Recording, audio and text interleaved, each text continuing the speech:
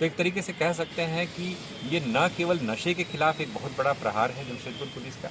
बल्कि आपराधिक कृत्यों को भी एक तरीके से रोकथाम करने में इसमें हमें काफ़ी मदद मिलेगी, हमें उसकी उम्मीद है। और आने वाले समय में इस प्रकार के जो भी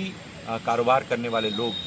जो कहने के लिए तो कुछ लोग ऐसे हैं जो पूरी तरीके से अवैध कारोबार में ही हैं, उनके खिलाफ तो पुलिस कार्रवाई करती ही है, लेकिन ऐसे लोग जो दिखाने के लिए वैध लाइसेंसधारी हैं, लेकिन उस वैध लाइसेंस की आड़ में पूरी तरीके से गलत चीज़ों को अंजाम दे रहे हैं। ना केवल वो चीज़ों को बेच रहे हैं इस प्रकार की, बल्कि कहीं ना कहीं अपने यहाँ स्पेस भी दे रहे हैं, क्योंकि वहाँ बहुत सारी खाली बॉटल्स भी हम लोग को बरामद हुई, जो इस बात को साबित करता है कि न केवल बेचा जा रहा था बल्कि वहाँ आकर के लोग कंज्यूम भी कर रहे हैं, जो कि कम्प्लीटली अनएथिकल है, कम्प्लीटली इलीगल है। साथ ही साथ इस बात की भी विस्तृत जांच हम लोग करवाएंगे, क्योंकि बहुत सारी मेडिसिन ऐसी हैं जिनके बैच नंबर को या तो जानबूझ करके मिटा दिया गया है या बैच नंबर उसमें है ही नहीं। तो ऐसा हो सकता है कि वो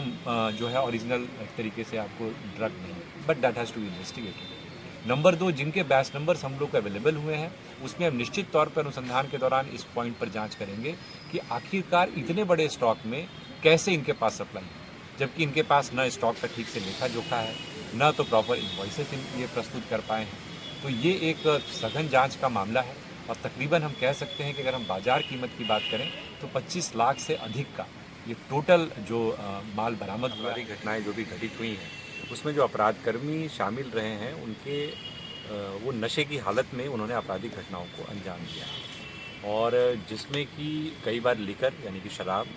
और कई बार जो है प्रतिबंधित जो मेडिसिन हैं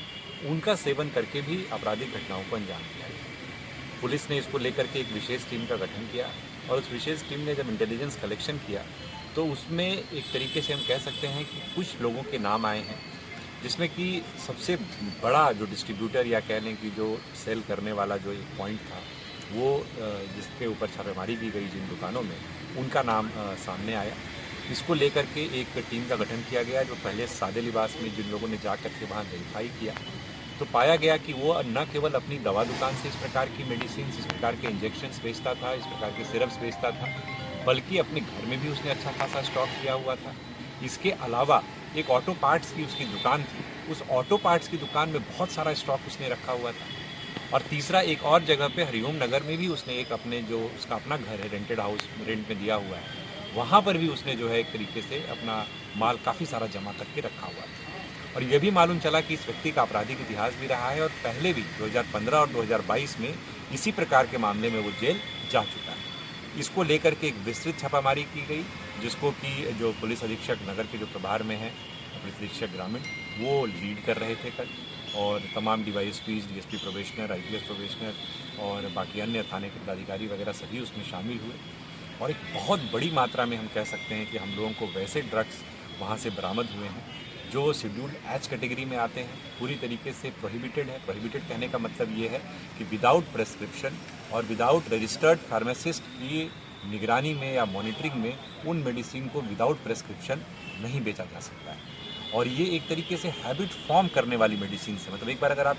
रेगुलर बेसिस पे लेना शुरू कर दीजिएगा तो आपकी डिपेंडेंसी इतनी ज़्यादा उस मेडिसिन के ऊपर हो जाएगी कि आप उसके बिना रह नहीं सकते। उसके लिए फिर डी एडिक्शन के लिए एक अलग से रिहेबिलिटेशन चलाना पड़ेगा, तभी आदमी उसकी गिरफ्त से आज़ाद हो सकता है।